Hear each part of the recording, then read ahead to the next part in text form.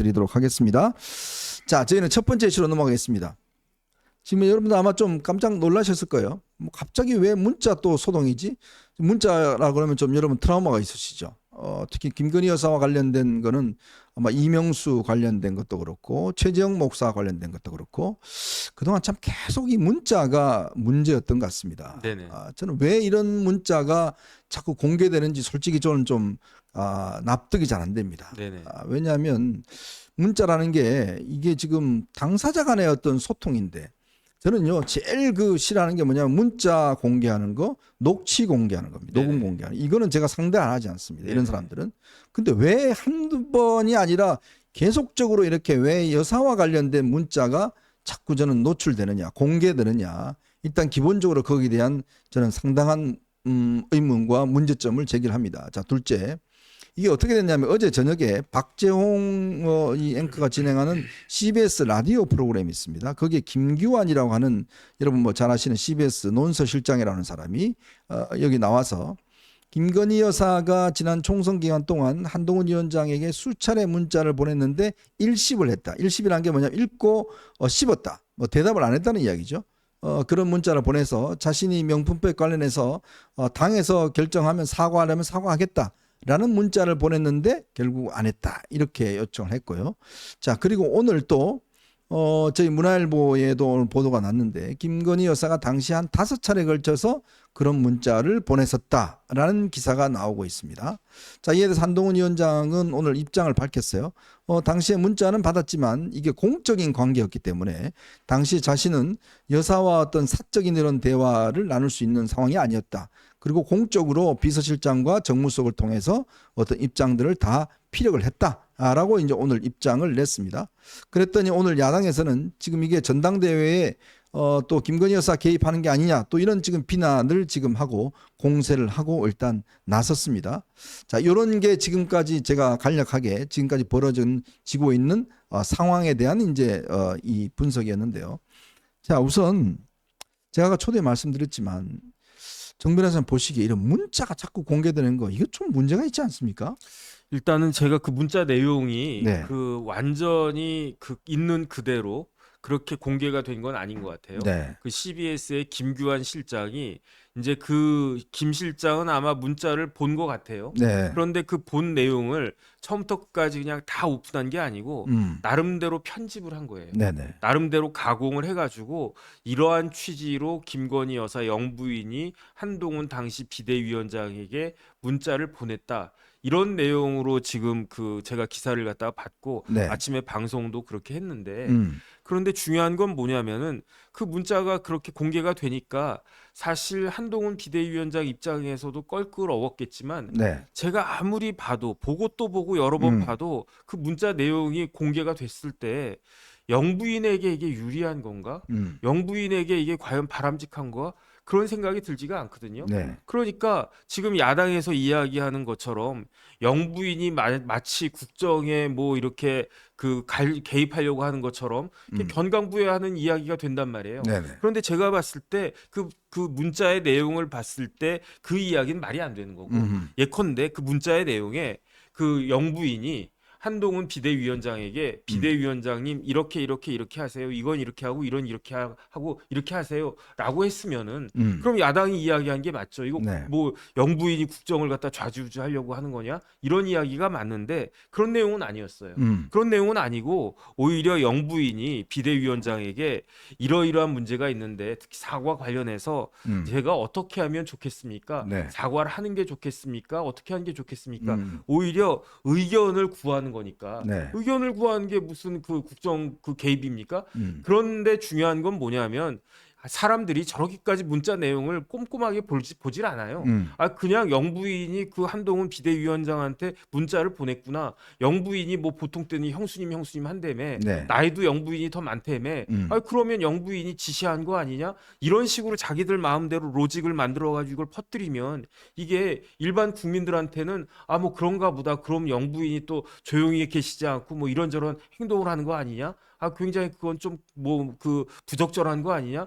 이런 식으로까지 번질 수가 있는데 이런 문자가 왜 공개가 되는지 네. 저는 도저히 납득이 되지가 않고요. 네. 참 문제가 많다는 생각이 듭니다. 자, 이게 이제 지난 1월 한 19일 정도 되는 것 같습니다. 네네. 1월 19일 정도 되는데, 당시에 이제 이 김 여사의 어떤 사과 문제, 사과를 해야 되냐 말아야 되냐, 이 문제가 굉장히 이제 핫한 이슈였고, 대통령이 이제 KBS와의 대담을 통해서 사과라는 이야기는 하지 않았죠. 뭐 아쉽다, 뭐 이 정도 이야기로 이제 끝냈는데, 그때 당시에 이제 이 사과 문제가 핫하니까, 당시에 이제 지금 김 여사가 당에다가 즉 한동훈 위원장에 그런 문자를 보냈다는 거예요. 만약에 당에서 사과하라 그러면 나도 사과하겠다라는 문자를 이제 보냈다는 것이고, 근데 거듭 보냈지만 한동훈 위원장의 대답은 없었다는 것이고, 근데 요 문자를 보낸 그 다음 날 장해찬이 자신의 유튜브에서 사과 절대 하면 안 된다라는 그걸 했었고, 이용 전 의원도 똑같은 그걸 했었습니다. 자, 그리고 그 다음에 한동훈 위원장한테 대통령이 사퇴하라는 이제 그 메시지를 이관섭 실장을 통해서 그때 했지 않습니까? 그리고 이제 대통령은 대담을 통해서 뭐 이 사퇴하지 않는 이 사과하지 않은 이제 그런 상황이었는데, 자, 이게 이제 보면 저는 이제 이게 뭐 아마 뭐 대통령 부인으로서 이 이제 김 여사가 많은 고민을 했을 것 같습니다. 본인 때문에, 본인의 좀 실수 때문에 선거에 어려워지는, 또 당이 어려워지는 이런 국면에 있다 보니까 이 문제를 어떻게 하든 좀 본인이 해결해야 되겠다. 그리고 이걸 좀 상의를 해야 되겠다. 이제 그런 차원에서 이제 한동훈 위원장한테 이런 이제 글자를 보낸 것이고, 근데 한동훈 후보는 오늘 이런 이야기를 했습니다. 이거 문자에 대해서 아침에 기자들과의 이제 이런 이 일문일답이 있었어요. 일문일답이 있었는데 한 위원장은 아침에 이런 이야기했습니다. 왜 지금 이 시점에 이런 얘기가 나오는지 의아하다. 여당 비대위원장과 영부인이 사적인 방식으로 공적이고 정무적인 논의를 하는 것은 적절하지 않다고 생각한다. 비대위원장으로서 공적 통로를 대통령실과 소통했다는 말씀을 드린다. 총선 기간 동안 제가 공적인 통로로 어떤 방식으로 국민의 걱정을 들어드리기 위해 사과가 필요하다는 의견을 여러 차례 전달했다. 이렇게 입장을 밝혔습니다. 그러니까 이게 뭐냐면 본인이 일단 여당 비대위원장이고 이 김건희 여사는 이제 영부인이기 때문에 여당 비대위원장이 영부인과 직접 소통을 한다는 것은 굉장히 부적절하다고 생각했다는 거죠. 왜냐하면 아무런 공적인 관계가 아니지 않습니까? 예를 들어서 지금 대통령과 또 비서실장과 정무수석과 하는 것은 공적인 라인이에요. 그런데 이 여사의 어떤 이런 문제, 특히 요거는 뭐냐면 당의 어떤 뭐 개인적인 사적인 이야기 아닙니다. 예를 들어서 뭐 반찬 뭐 해줄까 뭐 등등 이런 게 아니라 공적인 문제, 즉 이 당시에 명품백 문제에 대해서 왜 사과를 하고 싶은데 당에서 요구하면 하겠다라는 이걸 이야기를 한 거예요. 근데 이거에 대해서 이제 한동훈 위원장은 아니 이거는 1차적으로 첫 번째로는 두 사람 간에서 이런 소통은 적절하지 않다라고 판단했다는 거고요. 그래서 대답을 하지 않았다는 거고, 둘째는 이 사퇴 문제는 대통령실에서 알아서 결정하면 될 문제지 이거를 당에서 무슨 가타부타 이야기할 수 있는 문제는 아니라고 판단했다는 거예요. 그래서 제가 듣기로는 한호섭 정무수석과 이관섭 실장에게 대통령님이 만약에 그 대담을 하시면 사과라는 이야기를 해주셨으면 좋겠다라는 이야기를 전달했다는 겁니다. 공적인 루트를 통해서 전달을 했다는 거예요. 자, 그런 것이 이제 지금 제가 알고 있는 그 어떤 관계입니다. 자, 그러니까 이거가 이제 지금 공개가 된 것은 제가 알기로는 친윤이라고 소위 일컫는 한 의원께서 이거를 김 실장에게 보여줬다고 듣고 있습니다. 왜 보여줬을까요? 공개를 좀 해달라고 보여준 게 아닌가라는 생각이 들어요. 이건 뭐 김건희 여사와 아무 상관이 없습니다. 그 김건희 여사가 아마 이 인사에게 내가 한동훈 위원장에 이렇게 문자를 보냈었다. 근데 대답이 없었다라는 의미로 참고하시라고 아마 보낸 걸로 알고 있습니다. 그리고 이 인사는 몇 차례 걸쳐서 주변 기자들에게 그 문자를 보여줬던 것으로 알고 있습니다. 그리고 이 김규환 실장에게 이렇게 상세하게 설명을 해줬고, 김규환 실장이 어제 방송에 나가서 이걸 이야기를 한 그런 과정이라고 저는 알고 있습니다. 그렇다면 자, 이 친윤이라고 하는 분이 왜 그러면 이거를 공개했을까? 저는 그게 좀 의문스러워요. 뭐 시점이 이제 전당대회 이제 한 2, 3주 정도 남은 거잖아요. 네. 오늘이 5일이니까 23일, 18일 남았네요. 음. 그러니까 전당대회에 어느 정도 영향을 미칠 수 있다라고 생각한 것이 아닌가? 어떻게 영향을 미치죠? 아니 더군다나 지금 이제 좀 있으면 TV 토론 한다면서요. 네네. 그렇게 되면 어제부터 오늘부터 계속 이런 이슈들이 뭐 여러 가지 이게 딱 되는 거니까 그러니까 이제 TV 토론할 때 나머지 세 후보들이 한동훈 후보에게 그 뭐 여사님으로부터 이거 받았습니까? 문자 받았습니까? 답변했습니까? 이런 식으로 이제 그 이슈가 되어 버리니까 벌써 그런 반응들이 막 나와요. 그러니까 이제 이러한 것들이 뭐 이번 전당대회에 의미가 있다라고 생각을 하고 이걸 갖다 하는 건가? 전 뭐 잘 모르겠습니다. 네. 그러니까 이게 뭐냐면, 그러니까 지금 이와 관련해서 지금 뭐 원희룡 후보나 지금 나경원 후보, 그다음에 이제 윤 후보 같은 윤상현 후보 다 지금 한동훈 위원장을 비판하고 있어요. 아니 여사가 그렇게 사과했다고 했으면 당신이 상의를 해서 그렇게 했으면 사과가 됐을 거 아니냐? 왜 연락을 안 했냐? 왜 일십했냐? 이런 지금 지적이 나오는 거예요. 네네. 지적이 나오는 건데, 근데 여러분은 어떻게 생각하십니까? 자, 제가 한번 여러분에게 이제 한번 질문을 한번 던져보겠습니다. 한동훈 위원장 입장에 서서 보면, 자, 나는 공적인 여당의 대표다. 그런데 여당의 대표가 대통령 부인과 어떤 이야기를 나누고 당무와 관련해서 그거 하고 답답했다 그러면, 만약에 나중에 이걸 국민들이 알았다 그러면, 아니 왜 당무의 중요한 문제를 왜 대통령 부인과 상의해? 대통령과 상의해야 되는 거 아닌가? 라는 의문들. 자, 그래서 한동훈 후보는 그래서 그게 부적절하기 때문에 아예 응답을 하지 않았다. 그리고 대신 그 문제와 관련해서는 대통령실에 거듭 이야기를 했지만 결국 대통령은 사과하지 않았다는 거예요. 대통령 사과하지 않았는데, 근데 지금 김건희 여사의 이 문자, 이게 사실이라고 그러면 이 문자에 따라 보면 당연히 사과를 했어야 되는 거 아닌가요? 그러니까 본인이 사과를 할 의향이 있다는 거 아니겠습니까? 당에서 결정하면 따르겠다라고 이야기했는데 당에서 결정을 안 해줬으니 사과할 의향이 있다는데 실질적으로는 사과를 안 했던 것이죠. 자, 그러니까 과연 사과할 의지가 있었느냐에 대한 이제 의문이 드는 것이고요. 자, 그런 어떤 측면에서 이제 한동훈 위원장 입장에서 보면 그런 주장을 할 수가 있고, 자, 지금 이제 원희룡 후보나 나경원 후보나 윤상현 후보 입장에서 보면, 아니 대통령 부인이 그래도 뭐 친분 있는 위원장한테 연락해서 이렇게 한다 그러면 본인이 적극적으로 이걸 예를 들어서 자 형수님 이렇게 하시죠, 뭐 이렇게 했으면 이게 사과가 넘어갔을 거 아니냐. 근데 뭐 그렇지만 아무래도 그렇게 매몰차게 답변도 안 하고 그러면 되냐? 옛날에 그렇게 오랫동안 관계가 있는데 보니까 이게 뭐 전혀 이 앞으로 이 대통령 당 대표가 되면 이 대통령실하고 너무나 관계가 안 좋을 것 같다. 그래서 저런 갈등을 일으키는 후보는 뽑아서는 안 된다. 이런 이제 주장을 지금 하고 있는 거거든요. 요걸 아마 TV 토론회 때 집중적으로 제기할 것 같습니다.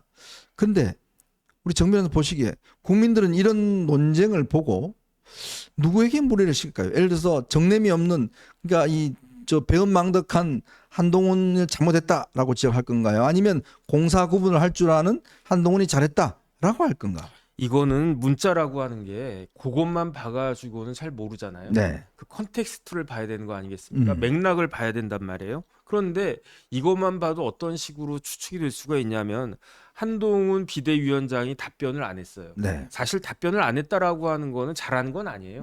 왜냐하면 뭐 이렇게 예컨대 위원님이 저한테 문자를 갖다 딱 줬는데 제가 가만히 있고 답을 갖다가 안 하면 저 친구 뭐야 그렇게 답을 안 해? 이럴 수 있단 좀 말이죠. 기분이 나쁘죠. 그런데 이거를 갖다가 보고 답변을 안 했단 말이에요. 그런 다음에 어떤 일이 일어났습니까?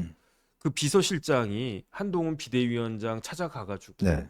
그거 며칠 안 됐어요. 뭐 한 2, 3일 뒤잖아요. 네. 그냥 답변 안 하자마자 얼마 되지 않아가지고 비서실장이 비대위원장 찾아가서 대통령의 뜻이다라고 하면서 비대위원장 내려와라 이랬단 말이에요. 그게 언제냐면은 한동훈 비대위원장이 비대위원장 된 게 12월 26일이었어요. 네. 그런데 사퇴하라고 한 거는 한 달도 되기 전 네. 아니었겠습니까? 한 달도 안 된 사람 보고 총선은 이제 두 달인가 3달 남았는데 사퇴하라고 하는 거였어요. 네. 그러니까 저는 잘 모르겠는데 맥락을 쭉 읽어보면 그 여사님이 사퇴할까요 말까요 이런 식으로 문자를 보낸 거는 맞는 것 같은데 거기에 담겨진 행간의 뜻은 사과할 생각을 사과를 안 하는 게 좋지 않을까요? 이런 뉘앙스가 담겨져 있었던 거 아닌가? 네. 저는 개인적으로는 그렇게 추측이 될 수밖에 없고요. 왜냐하면 사퇴하라고 그랬으니까. 가만히 있었으니까 사퇴하라고 그랬으니까. 그러니까 제 생각에는 그 여사님이 기대했던 문자는 아예 사과하실 필요 없습니다. 사과 안 하시는 게 좋겠습니다.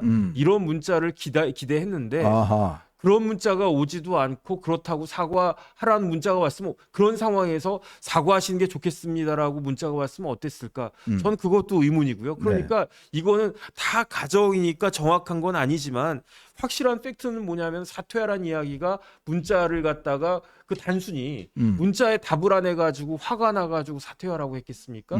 저는 그 이야기는 사과하라고 하는 듯한 뉘앙스니까 그러니까 대통령이 그 격분하신 거 아닌가? 저는 그렇게도 그 이해가 될 수가 있기 때문에 그렇기 때문에 이런 문자가 공개되는 것 자체가 굉장히 스스로에게 모두에게 아무에게도 득이 안 되고 오히려 민주당에게만 득이 되는 것이 아닌가? 전 참 안타깝다는 생각이 듭니다. 그러니까 이게 지금 한동훈 위원장이 뭐 뜻을 전달하는 것도 아니고 네네. 한동훈 위원장이 공식 라인을 통해서 사과를 하셨으면 좋겠다라는 뜻을 전달했다는 거죠. 그러다 보니까 이제 그 다음에 바로 대통령이 한동훈 위원장 그만두라라는 이제 이야기가 왔었고, 자 이런 이제 과정들이 지난 총선 과정에서 아주 중요한 시점에 정말 아주 크리티컬한 시점.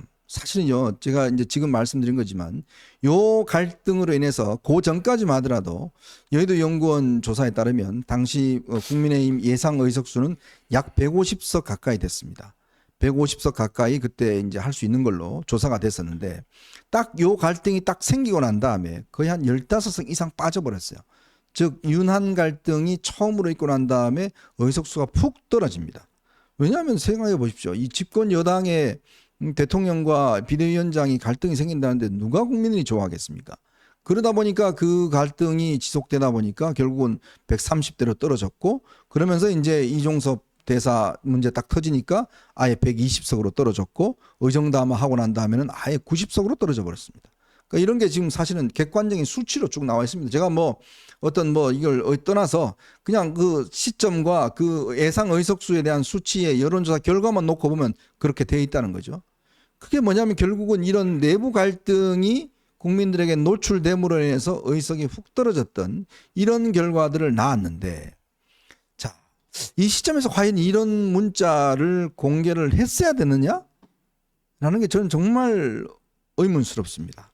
그 다음에 그 문자를 받고 한동훈 비대위원장이 처할 수 있는 그 경우의 수는 네. 3가지가 있지 않겠습니까? 첫 번째, 사과하시는 게 좋겠습니다. 네. 두 번째, 사과 안 하셔도 되겠습니다.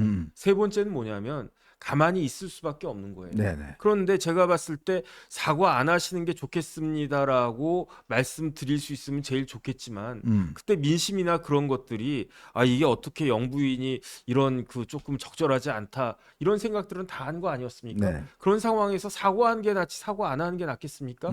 그런데 막상 그래 영부인 사과하시는 게 좋겠습니다라고 말씀드리자니 입이 떨어지지 않을 수도 있는 거고 그러니까 어쩔 수 없이 그냥 주저주저 하다가 가만히 있고 대신에 다른 루트를 통해 가지고 정식 루트를 통해서 대통령실에게 이런 부분은 이렇게 하는 게 좋겠습니다. 이렇게 갔는데 그 결과 돌아온 것은 무엇이었느냐? 사퇴하라는 거 아니었습니까? 이런 부분들을 좀 종합적으로 봐야 되는 것이 아닌가 싶습니다. 자, 이제 문제는 이게 이제 불거졌으니까 이걸 어떻게 수습하느냐에 대한 문제일 겁니다. 저는 그래서 그런 제안을 좀 드리고 싶어요.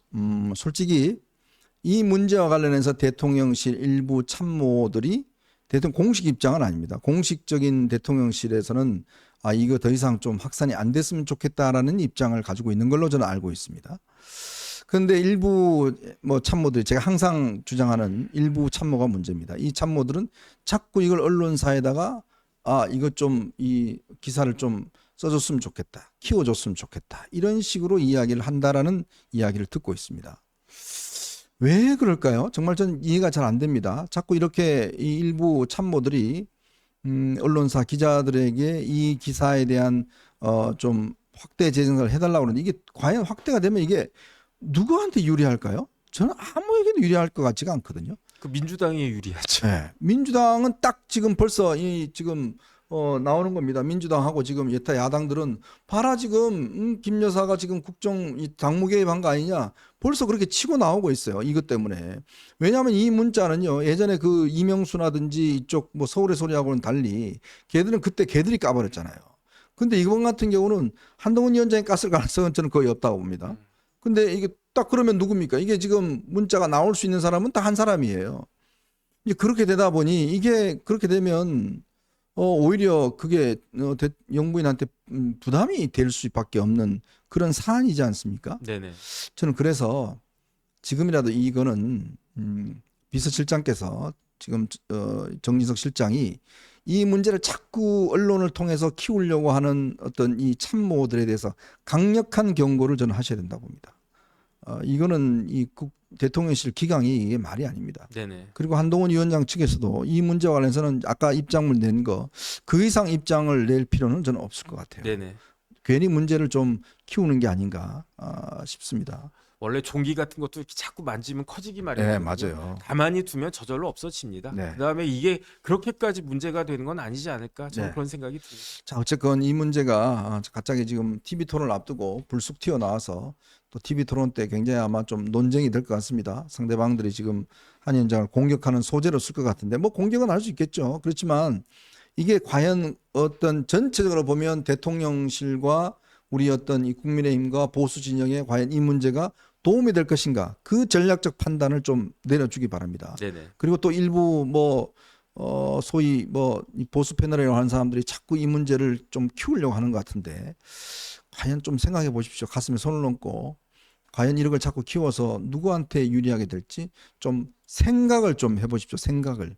제가 좀 정말 더 심한 이야기 하고 싶은데 생각을 좀 해보세요. 머리를 좀 쓰면서 이게 지금 뭔지 좀 구분할 줄 알아야 될 거 아니겠습니까? 그 역사책을 보면요. 네, 충신인 것 같은 사람이 지나고 나면 간신이고 네, 그 다음에 이제 그 왕이나 이렇게 높은 분들한테 쓴소리하는 사람들 그 이야기 누가 듣고 싶습니까? 저도 저한테 나쁜 소리 하는 사람들 듣기 싫어요. 네. 하지만 그게 쓴 약이 되는 경우가 있단 말이죠. 음, 시간이 지나고 나면 누가 윤석열 대통령을 생각하고 바라고 윤석열 정권이 그 잘 되기를 누가 바랬던 것인가? 저는 그게 정말로 충심으로 누가 윤석열 대통령을 위했는가? 저는 그게 드러날 것이다라고 생각을 갖다가 하고요.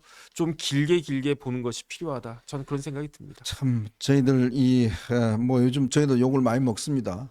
뭐 너는 왜 한빠 아니냐, 뭐 한동훈 너무 지켜서는 아니냐 욕을 많이 먹는데요. 여러분도 아마 저희 진심을 아실 겁니다. 저희가 어떤 특정한 인사를 하는 게 아니라 어떻게 하면 진짜 이 보수 진영이 이 무도한 민주당 이런 어떤 이 것들을 좀 잘 견뎌내고 또 내년 2026년 지방선거 대선 이후의 선거를 이길 수 있는지 그 문제에 대한 고민에서부터 시작되는 겁니다. 저희가 무슨 뭐 영화를 바라겠습니까? 무슨 하늘에서 돈 떨어지는 걸 바라겠습니까? 오로지 그 마음 하나, 대한민국이 그래도 좀 잘 나가야 된다, 좀 발전해야 된다는 그 일념으로 저 무도한 세력을 어떻게든 좀 눌러야 된다, 이런 지금 생각밖에 없는 거 아니겠습니까? 그 진심을 자꾸 의심하고 너네는 뭐 저쪽 편드는 것 같은데 너네는 나쁜 놈이야, 이렇게 이야기를 하면 다 우리한테 하나도 도움되는 거 없습니다. 이 문자 파동도 마찬가지입니다. 이게 도대체 무슨 결론을 내지, 이게 무슨 영향을 준다고 자꾸 이런 걸 공개하는지 한번 가슴에 손을 얹고 좀 머리 좀 찬물 탁 얹고 한번 생각 좀 해봤으면 좋을 것 같습니다. 네네.